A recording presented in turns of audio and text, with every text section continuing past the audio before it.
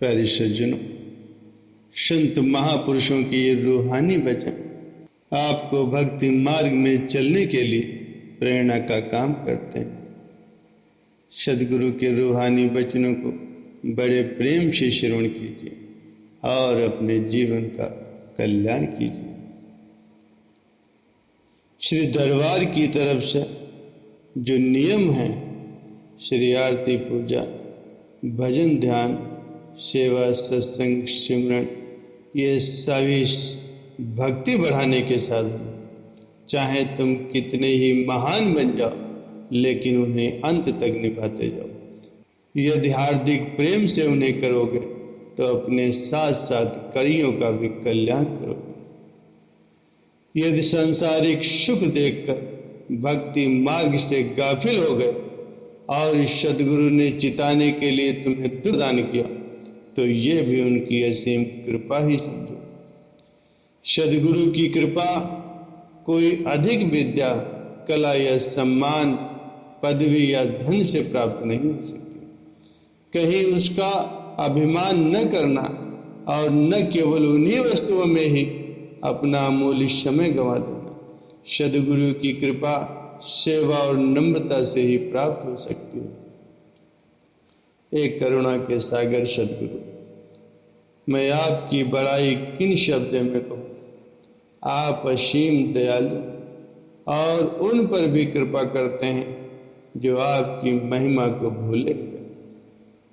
ऐ दयालु प्रभु, मैंने जब से आपकी चरण शरण ग्रहण की है और आपके श्री चरणों में अपना सब कुछ अर्पित किया है, तब से मैं इतना सुखी हो गया हूँ कि ना तो मुझे खाने की चिंता है, न रहने की फिक्र है और न ही किसी और प्रकार की कोई चिंता है।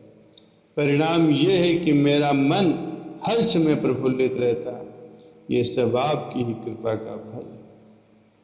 इस दास की यही प्रार्थना है कि आपकी ये कृपा सदैव मुझ पर बनी रहे।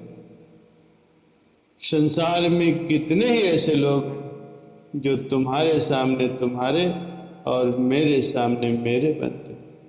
तुम प्रत्येक के आगे अपने दिल का हाल न खोलो। जिन्हें सज्जन समझते हो, प्रायः उन्हीं से तुम्हें हानि होती। उस हानि से बचने का सर्वोत्तम साधन है अंतर्मुखी वृत्ति करना। ऐ मेरे सदगुरु, मैं आपके चरणों में नम्रता से प्रार्थना करता हूँ कि मुझे अपना सच्चा सेवक बनाओ, क्योंकि मैंने सुना और देखा है कि आपको केवल सर्वाधिक आपका सेवक ही प्रिय है। आप सांसारिक पदार्थ, सम्मान और पदवी तो पापियों को भी देते हैं, लेकिन अपने चरण कमलों की भक्ति, प्रेम और विश्वास रूपी अमूल्य रतन अपने सेवकों के लिए ही गुप्त रखते हैं। ये कृपा प्राप्त कर सेवक अमृत पी पी करके सदा तृप्त होते हैं और अंत में अमर देश में पहुंचकर आप में ही विलीन हो जाते हैं। हे अंतर्यामी प्रभु, मैं देखता हूँ कि मुझ में पर्याप्त त्रुटियाँ हैं जो सुखों के भंडार आपसे मिलने में बाधा उपस्थित करती हैं। आपकी कृपा के बिना ये कभी भी दूर नहीं हो सकती। जब ये आती है तो मन चक्कर में पड़ जाता है। यही इस मन के मलिन होने का चिन्ह है। इससे सिद्ध होता है कि मेरे अंदर अहंकार का प्रभाव है। आप दया करके मुझसे ये वचन मनवाते हैं और धीरे धीरे मेरे मन की मैल को धो रहे हैं। फिर भी जब तक पूरा निर्मल न हो जाऊं, तब तक मैं कभी कभी अत्यंत परेशान होता हूं। मुझ में अपनी इच्छा बिल्कुल न हो, आपकी मौज ही मेरी इच्छा। ऐसी दया मुझ पर शीघ्र करो। हे मेरे दया में प्रभु, आपने मुझे कई बार जगाया और कहा कि धैर्य को अपनाओ, शीघ्रता मत करो। कई बार इस शीघ्रता के कारण ही मैंने धोखा खाया, लेकिन तब भी इस बुराई का मैं परित्याग नहीं कर सका। बाद में पश्चाताप करने से कुछ बनता तो है नहीं। मैं समझता हूँ कि इसका कारण बुद्धि का अभिमान है और जितनी मुझ में नम्रता होनी चाहिए उतनी चाहते हुए भी नहीं आती। इससे प्रकट होता है कि जिसको आप देंगे उसे ही वो मिलेगा। प्यारे सज्जनों, यदि मन का कहना मानते जाओगे तो ये शत्रु एक दिन बलवान हो जाएगा और आत्मा पर अपना अधिकार जमा कर उसे अपनी इच्छा अनुसार सदैव दुखी और परेशान करता रहेगा। तुम्हारे पास चाहे कितने ही सुख भोग हो, परंतु फिर भी कामनाएं तुम्हारा पीछा नहीं छोड़ेंगी। इसीलिए पहले से ही समझ जाओ और मन को अपने पर अधिकार न जमाने। हे दयालु प्रभु, आप मुझे भक्ति में योग्य बनाने के लिए अनेक रचनाएं रचाते हैं।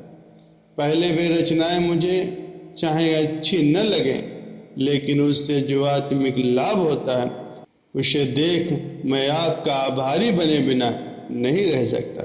यदि आप इस प्रकार मेरी निगरानी न करें तो वर्षों के वर्ष व्यतीत हो जाएं तो भी मैं एक पग भी आगे नहीं बढ़ा सकूंगा। सद्गुरु अपने सेवकों की भलाई के लिए उनको योग्य सेवा प्रदान करते हैं। जो सेवक उनकी आज्ञा अनुसार अपना सेवा कार्य करते रहते हैं तो वो आत्मिक उन्नति की ओर बढ़ते ही चले जाते हैं। लेकिन किसी पर उसके पुरातन संस्कार प्रबल हो जाए और वो बाहर जाकर के मनमति के अनुसार चाहे भजन अभ्यास ही करे तो भी उसे सफलता प्राप्त नहीं होगी, क्योंकि आत्मिक उन्नति का आधार तो सद्गुरु की आज्ञा मानने में ही। मन की शक्ति कमजोर करने के लिए, सद्गुरु की कृपा प्राप्त करने के लिए श्री दरबार की आज्ञा अनुसार सेवा कार्य करना ही सफलता का अचूक शस्त्र है।